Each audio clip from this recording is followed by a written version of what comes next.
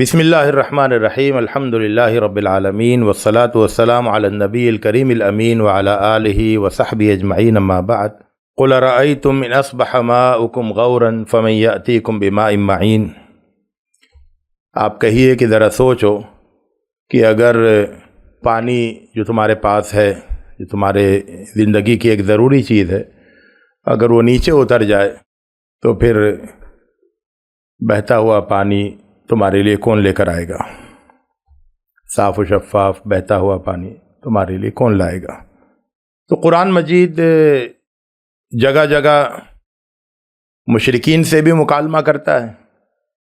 اور ان کے سامنے بھی سوالات کھڑا کرتا ہے، اور اسی طرح سے وہ ملحدین کے سامنے بھی سوالات کھڑا کرتا ہے، منکرین کے سامنے بھی سوالات کھڑا کرتا ہے اور ان سے گفتگو کرتا ہے۔ قرآن مجید کا طریقہ ایک تو یہ ہے کہ وہ دلائل کے ساتھ جو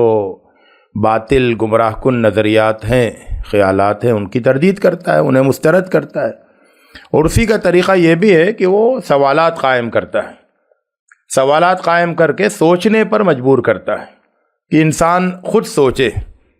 اس کے اوپر کوئی بات مسلط نہیں کی جائے بلکہ وہ خود سوچے، اور سوچ کر پھر وہ ایک نتیجے تک پہنچے، اور اس کے لیے قرآن مجید روشنی بھی دکھاتا ہے، رہنمائی بھی دیتا ہے، سوچنے کا طریقہ بھی بتاتا ہے۔ موجودہ دور میں الحاد ایک فیشن بھی بنتا جا رہا ہے، یہ ایک بہت بڑی عوامی تحریک بھی ہے جس کے پیچھے بہت سارے وسائل، بہت سارے دماغ وہ کار فرما رہتے ہیں۔ ملحد ہونے کی بہت ساری وجوہات ہوتی ہیں، ہر وجہ کا تعلق توحید سے نہیں ہوتا ہے۔ خاص بات یہ ہے کہ جو لوگ ملحد ہونے کا اعلان کرتے ہیں وہ ہمیشہ توحید کے اوپر سوالات اٹھا کر نہیں کرتے ہیں، بلکہ مختلف وجوہات ہو سکتی ہیں۔ جب آپ ان کی آپ بیتیاں پڑھیں گے جس میں انہوں نے جسٹیفائی کیا ہے کہ وہ کیوں ملحد ہوئے، کیوں منکر ہوئے، تو طرح طرح کی باتیں سامنے آتی ہیں۔ مثال کے طور پر اگر کسی کو بچپن میں دین کے حوالے سے، دین پر عمل کے حوالے سے زیادہ سختی کی گئی اور اس کی نفسیات پر اس کے گہرے منفی اثر مرتب ہو گئے، تو آگے چل کر پھر وہ کسی بھی مرحلے پر اس کے لیے الحاد کو اختیار کرنا وہ آسان ہوتا ہے، کیونکہ اس کے دل میں دین کے سلسلے میں بدگمانی، بیزاری، تنفر وہ بچپن ہی میں پیدا ہو چکا ہوتا ہے، حالانکہ اس کا کوئی تعلق نہیں ہے توحید سے، یہ تو ان کے والدین کا رویہ ہے، غیر حکیمانہ رویہ، نادانی کا رویہ۔ تو دین کوئی سخت گیری کی چیز تو نہیں ہے، دین تو محبت، نرمی، ہمدردی کے ذریعے سکھانے کی چیز ہے، دلوں کو جیتنے کی چیز ہے، نہ کہ دلوں کو توڑنے اور مجروح کرنے کی چیز ہے، زخمی کرنے کی چیز ہے۔ تو بہت سے بڑوں سے بچوں کی تربیت کرتے وقت، بچوں کو پالتے وقت ان کی طرف سے ایسی غیر حکیمانہ باتیں، غیر حکیمانہ حرکتیں سرزد ہوتی ہیں جس کا پھر نتیجہ سامنے آتا ہے آگے چل کر۔ اسی طرح سے کیا ہوتا ہے کہ فرض کیجئے کہ کوئی تشدد کا، خوریزی کا، دہشت گردی کا کوئی واقعہ پیش آیا، تو اگر وہ واقعہ کسی مذہبی گروہ کی طرف سے پیش آیا ہے، چاہے وہ عیسائی گروہ ہو یا یہودی گروہ ہو یا مسلمان گروہ ہو، تو اس کو اس طرح سے پیش کیا جاتا ہے کہ گویا کہ مذہب میں تشدد کی تعلیم دی جاتی ہے،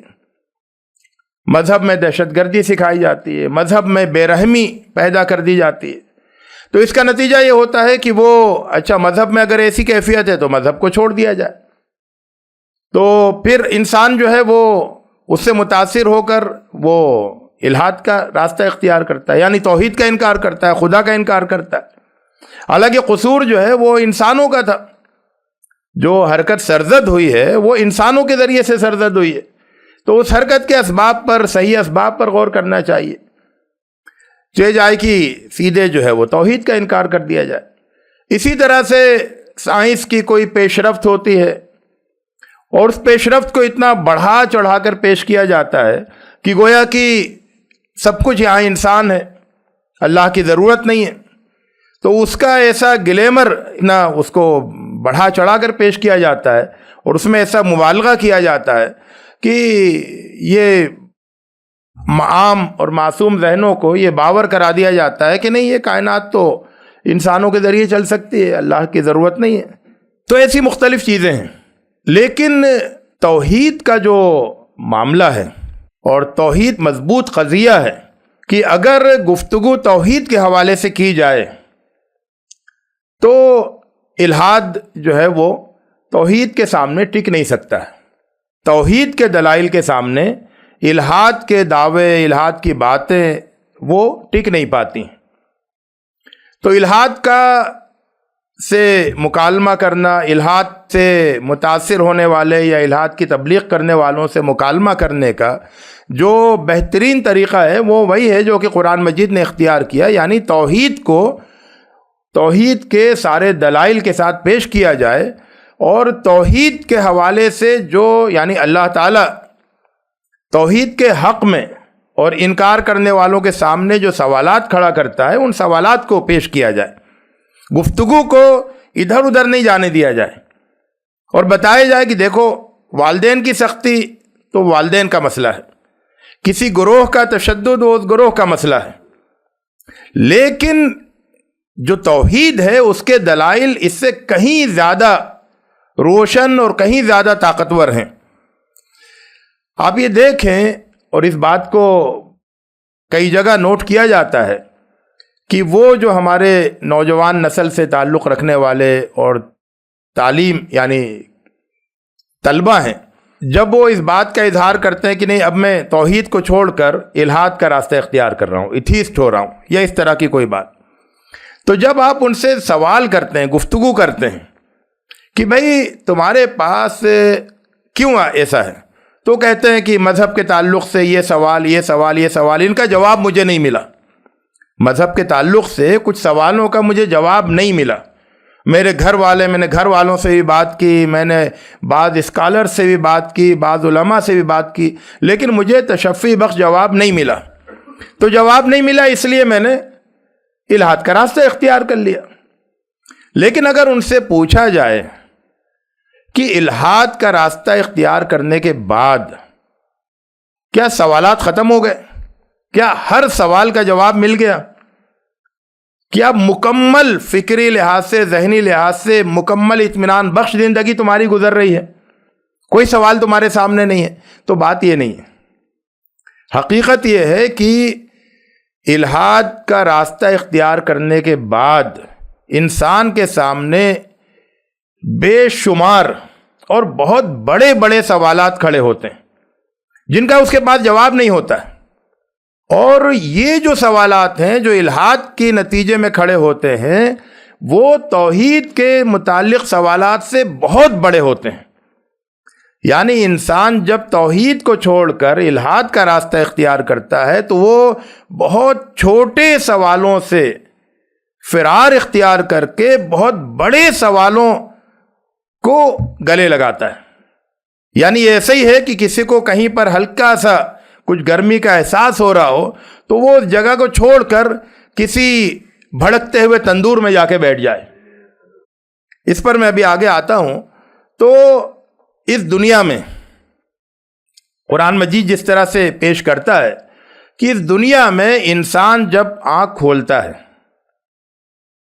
تو وہ کسی خلا میں اپنے آپ کو نہیں پاتا ہے، اور یہ توحید کی بہت بڑی دلیل ہے کہ انسان جب اس دنیا میں آنکھ کھولتا ہے تو وہ کوئی اسپیس میں نہیں ہوتا ہے، وہ کہ کوئی ایک اسپیس ہے جس میں کچھ بھی نہیں ہے، اور اس میں وہ ایک سمپل ایک بسیط مخلوق کی حیثیت سے اپنے آپ کو پاتا ہے، اور وہ یہ کہتے ہیں کہ میں خود سے وجود میں آ گیا، یا یہ اسپیس جس میں کچھ بھی نہیں ہے وہ خود سے وجود میں آ گیا۔ ایسا نہیں ہے، بلکہ انسان جب شعور کی آنکھیں کھولتا ہے یا اس دنیا میں جب وہ آتا ہے تو وہ انتظامات سے، اور بہت زیادہ انتظامات سے بھری ہوئی ایک دنیا میں آتا ہے، بہت سارے انتظامات، ان کے بیچ میں وہ آتا ہے۔ اب اسے اگر یہ کہنا ہو کہ یہ سب خود سے وجود میں آ گیا تو یہ بات اسے بہت سی چیزوں کے بارے میں کہنی پڑے گی، اتنی چیزوں کے بارے میں کہنی پڑے گی کہ وہ کہتے کہتے خود اپنے اندر ایک اکتاہٹ اور بیزاری محسوس کرنے لگے گا کہ کیا میں صحیح کہہ رہا ہوں. تو یہ جو انسان کا اس دنیا میں انتظامات سے بھرپور دنیا میں آنا ہے، یہ خود جو ہے وہ توحید کی ایک بہت روشن دلیل ہے جس کو قرآن مجید جگہ جگہ بیان کرتا ہے. جب ہم بات انسان کی کرتے ہیں تو انسان کے حوالے سے توحید اور الحاد دونوں کی اپروچ بالکل الگ الگ ہے. توحید کی اپروچ یہ ہے کہ انسان بہت ہی خاص مخلوق ہے، اور الحاد جو ہے یہ کہنے پر مجبور ہوتا ہے کہ انسان ایک معمولی، ایک عام سی مخلوق ہے. کیوں؟ کیونکہ الحاد کا یہ ماننا ہے کہ سب کچھ خود سے ہو رہا ہے. جب سب کچھ خود سے ہو رہا ہے اور کسی ایک کے خلیے سے نکل کے سب کچھ ہو رہا ہے، تو اس میں کوئی وجہ نہیں بنتی ہے کہ انسان کو اور کسی عام کیڑے مکوڑے کو دونوں کے درمیان فرق کیا جائے، سوائے اس کے کہ اس کے اندر زیادہ طاقتیں پیدا ہو گئی ہیں، اس کے اندر وہ طاقتیں پیدا نہیں ہو سکی. لیکن اس کے علاوہ کوئی خصوصیت جو ہے انسان کی نہیں رہتی ہے. تو انسان جو ہے ہاتھی سے کمزور ہے، ہاتھی سے چھوٹا ہے، تو اس لحاظ سے وہ ہاتھی اس سے زیادہ خاص ہے. شیر اس سے زیادہ جسمانی لحاظ سے طاقتور ہے تو شیر اس سے زیادہ خاص ہے. پرندے آسمان میں اڑ سکتے ہیں، وہ نہیں اڑ سکتا تو پرندے زیادہ خاص ہیں. یعنی جو طاقتیں ہیں ان کے لحاظ سے ہر ایک کی اپنی اپنی خصوصیت ہے، لیکن انسان کی اپنی کوئی خصوصیت نہیں ہے. جبکہ توحید کا کیا موقف ہے؟ توحید کا موقف یہ ہے کہ انسان سب سے الگ، سب سے جداگانہ، بہت ہی خاص مخلوق ہے. اور یہ جو انسان کا خاص ہونا ہے، یہ اس میں دو چیزیں بہت نمایاں ہیں انسان کے خاص ہونے میں. ایک چیز ہے انسان کا اس دنیا میں اختیارات رکھنا، اور دوسری چیز ہے اختیارات کے ساتھ ساتھ خیر اور شر کا اس کے اندر پایا جانا، یا خیر اور شر کے مسئلے سے اس کا وابستہ ہونا. یہ دو چیزیں ایسی ہیں جو انسان کو دیگر سارے جانداروں سے مختلف کر دیتی ہیں. یعنی اگر آپ ایک لکیر کھینچیں اور اس لکیر کے ایک طرف آپ با اختیار مخلوقات کو رکھیں یا با اختیار جانداروں کو رکھیں اور دوسری طرف بے اختیار جانداروں کو رکھیں، تو لکیر کے اس طرف جو ہے وہ صرف انسان آئے گا، انسان کے علاوہ کوئی نہیں آئے گا. کیوں؟ کیونکہ اس دنیا میں جو بھی تصرف کرنے کا موقع حاصل ہے، آزادی کے ساتھ تصرف، با اختیار تصرف، کہ وہ چاہے تو مٹی کا گھر بنائے، چاہے تو لوہے کا گھر بنائے، ٹین کا گھر بنائے، چاہے تو وہ لکڑی کا گھر بنائے، چاہے وہ مٹی کا گھر بنائے، چاہے وہ آسمان میں اڑنے والے جہاز بنائے، چاہے وہ سمندر میں چلنے والی کشتیاں بنائے، وہ دوسرے تمام جانداروں کو اپنے کنٹرول میں رکھ کر، اپنے قابو میں رکھ کر ان سے اپنی مرضی کے کام لے. تو یہ سارے جو آزادانہ تصرفات ہیں یہ کسی کو بھی حاصل نہیں ہے سوائے انسان کے. تو اختیارات کی جو لائن کھینچتے ہیں، اس لائن کے اس طرف انسان ہے اور اس طرف سارے جاندار ہیں. یہ ایک بہت بڑا فرق ہے. دوسرا فرق یہ ہے کہ انسان اس دنیا میں خیر اور شر کو جس طرح سے انجام دے سکتا ہے اور کوئی انجام نہیں دے سکتا. مثال کے طور پر نسل کشی، یہ بہت بڑا شر ہے. نسل کشی کا کام جو ہے وہ اس دنیا میں کوئی اور جاندار نہیں کر سکتا ہے، وہ صرف انسان کر سکتا ہے. وہ چاہے تو آبادیوں کی آبادیاں صاف کر دے، جانداروں کو یہاں سے وہاں تک صاف کر دے، جنگل کے جنگل صاف کر دے. تو اتنا بڑا شر اس کے ہاتھ میں ہے. اور اگر چاہے تو وہ بڑے پیمانے پر جو ہے وہ زندگی کی حفاظت کا کام کرے. تو خیر کا کام ہو یا شر کا کام ہو، دونوں میں اتنا زیادہ مؤثر ہونا، اتنے بڑے پیمانے پر، یعنی پورے عالمی پیمانے پر، وہ صرف انسان کے بس میں ہے. یعنی اگر انسان کو آپ ہٹا دیں تو آپ یہ نہیں پائیں گے کہ فلاں نسل وہ جانداروں کی ختم ہو رہی ہے فلاں جانداروں کی وجہ سے، نہیں، وہ سب مینٹین ہے، پورا توازن ہے، کس کو کتنا پیدا ہونا ہے، کس کو کتنا باقی رہنا ہے۔ تو یہ جو فساد فی الارض ہے یہ صرف انسان کے ذریعے ممکن ہے، اور زمین کی تعمیر کا کام وہ بھی صرف انسان کے ذریعے ہو سکتا ہے۔ تو خیر اور شر کا جو معاملہ ہے وہ بھی اس کی اگر لکیر کھینچی جائے کہ خیر اور شر سے وابستہ یا خیر اور شر پر قدرت رکھنے والے لوگ جاندار کون ہیں، تو سارے جاندار آپ کو لکیر کے اس طرف ملیں گے اور انسان ادھر ملے گا۔ اب الحاد کے پاس اس کا کوئی جواب نہیں ہے کہ آخر سارے جاندار کیوں بے اختیار ہیں اور انسان کیوں با اختیار ہے، اور سارے جاندار خیر اور شر کے مسئلے سے کیوں الگ ہیں اور صرف انسان خیر اور شر کے مسئلے سے کیوں وابستہ ہے۔ تو یہ انسان کا معاملہ ہے۔ اب آپ جب الحاد کے اینک لگا کے دیکھیں گے تو اس کا کوئی جواب نہیں ملے گا، کیونکہ الحاد کی اینک تو یہ بتاتی ہے کہ انسان اور سارے جاندار جو ہیں ان میں کوئی فرق نہیں ہے، سب معمول ہیں، یعنی سب عام ہیں، انسان کوئی خاص نہیں ہے۔ لیکن وہی جب آپ توحید کی اینک لگا کے دیکھتے ہیں تو ان کا جواب ملتا ہے کہ یہ چیز سامنے آتی ہے کہ انسان خاص ہے، اور دوسرا یہ کہ انسان خاص کیوں ہے۔ تو انسان جو ہے وہ توحید کی بہت بڑی دلیل ہے،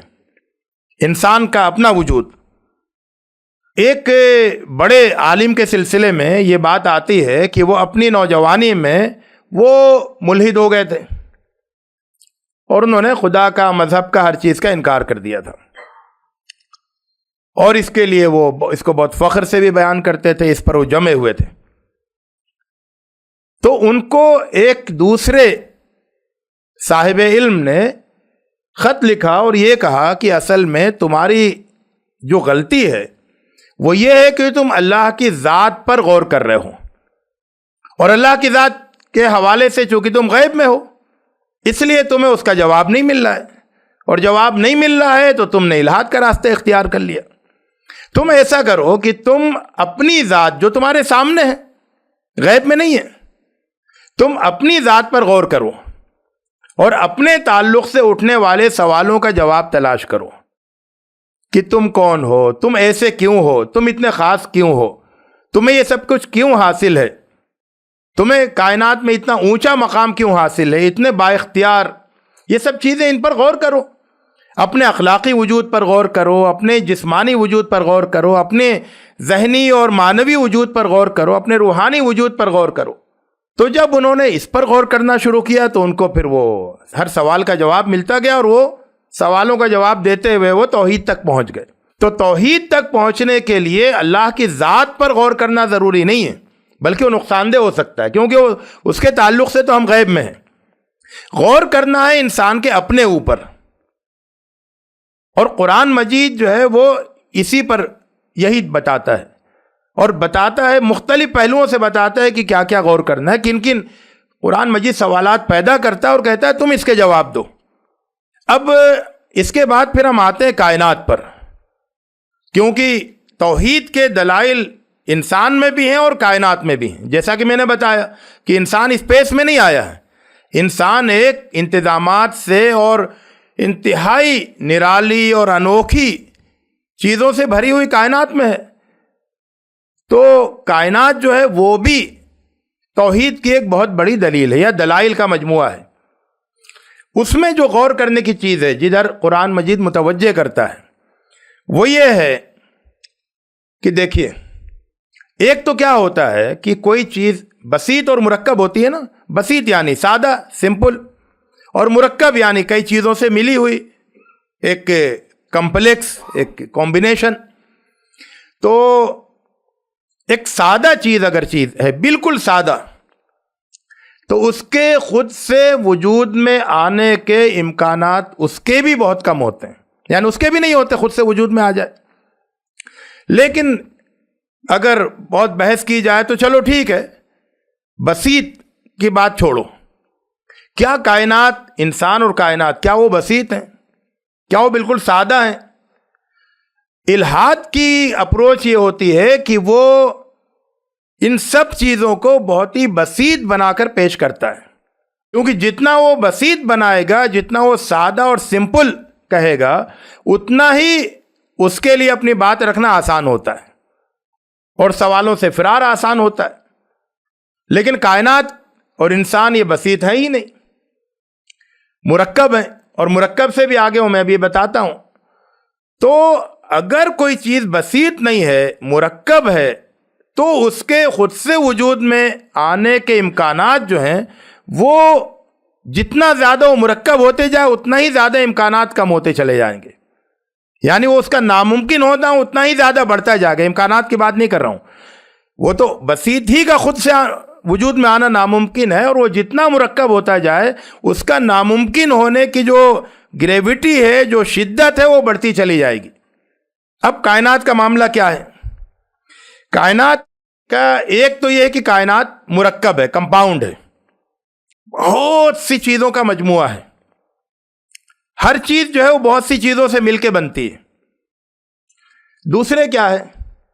دوسرے یہ ہے کہ کائنات معقد ہے، یعنی کمپلیکس ہے، پیچیدہ ہے۔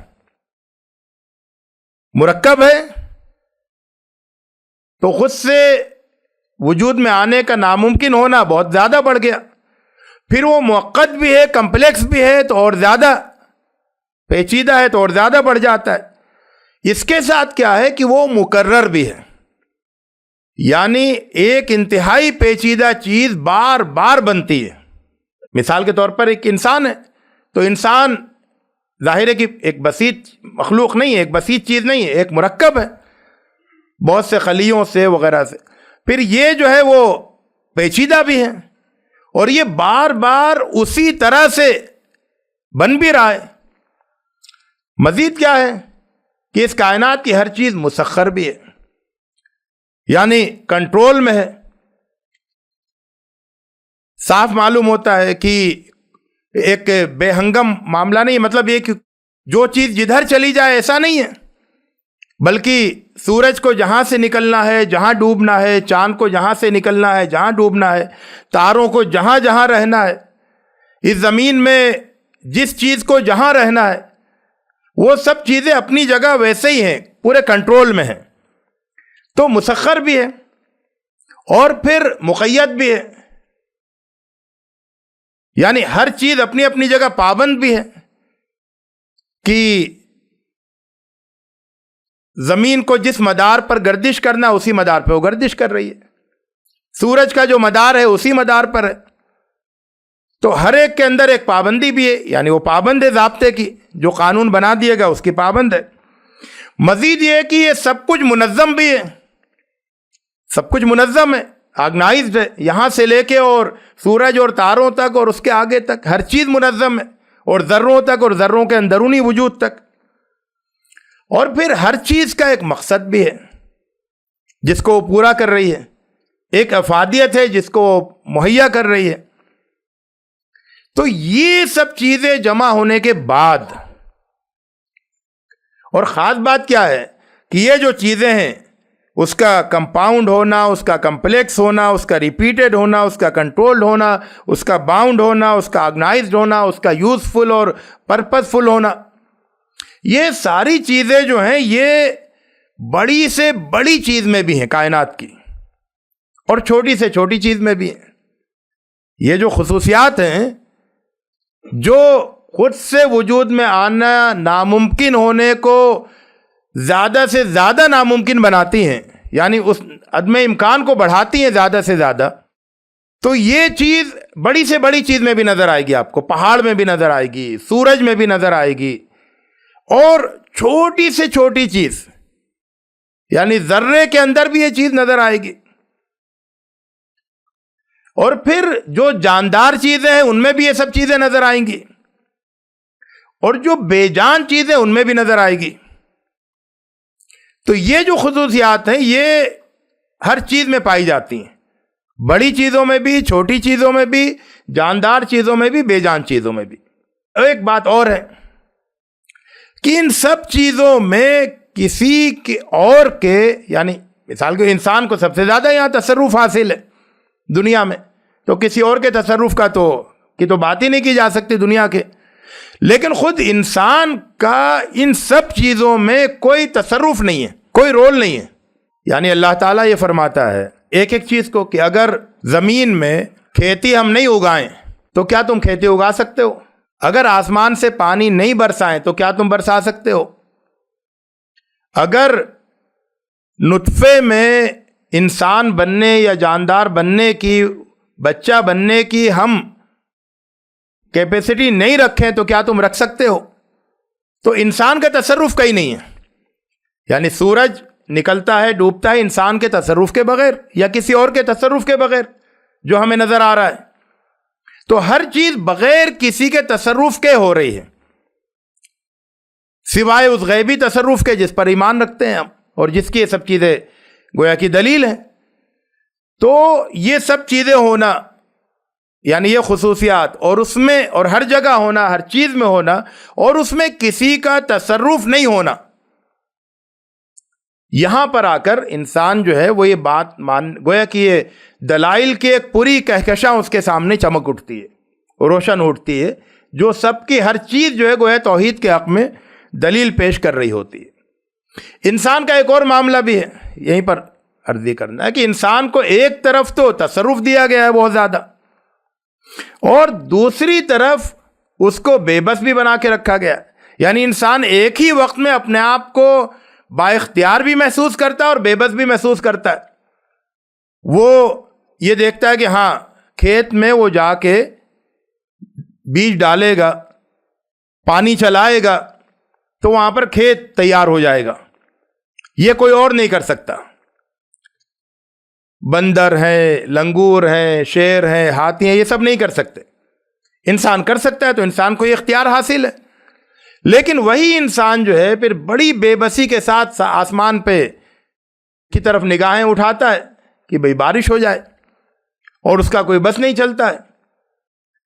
اگر زمین جو ہے وہ کہیں پر کوئی ایسی کیفیت پیدا ہوتی ہے کہ بیج جو ہے وہ نہیں پھوٹے تو پھر وہ بے بس دیکھتا ہے۔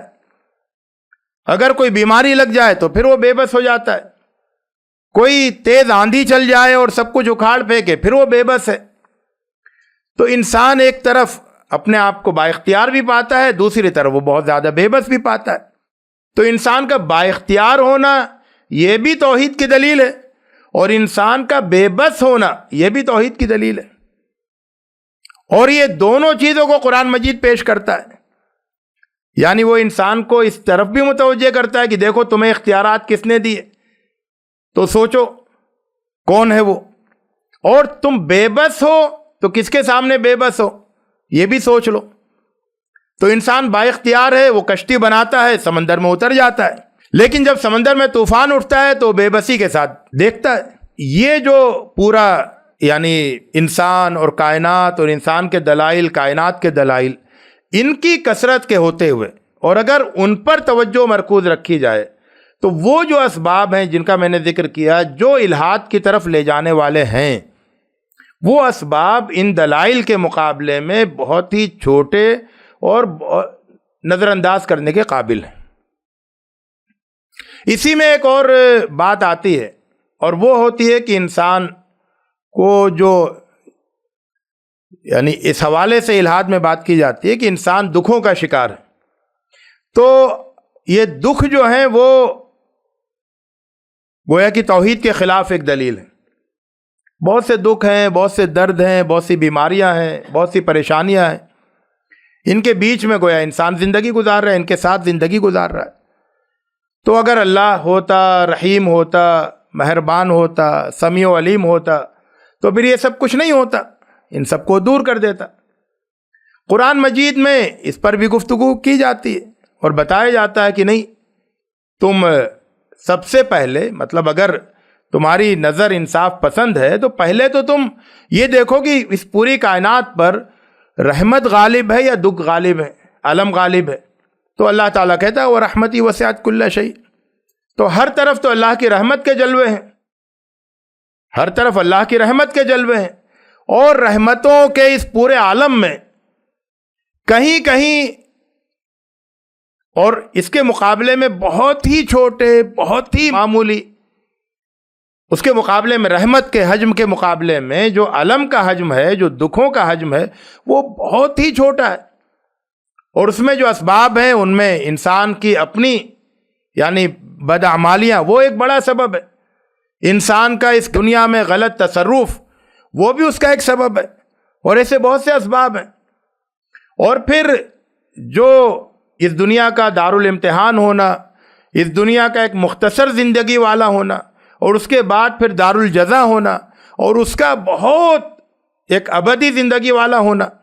ان سب چیزوں کو جب جوڑیں گے اور پھر اللہ تعالیٰ کی رحمت کو دیکھیں گے تو پھر یعنی اللہ کی رحمت وہ اتنی بڑی دلیل ہے اللہ تعالیٰ کے وجود کی، جس کا قرآن مجید میں بار بار ذکر کیا جاتا ہے، کہ پھر دکھوں کے حوالے جو ہے وہ زیادہ وزن یا وزن نہیں رکھتے ہیں، اور ان پر گفتگو کی جا سکتی ہے. اللہ تعالیٰ کی حکمت، اللہ تعالیٰ کی رحمت، دونوں کو جب آپ سامنے رکھیں گے اور دونوں کو ملا کر اس کا جواب تلاش کریں گے تو آسانی سے ان کا جواب بھی ملتا ہے.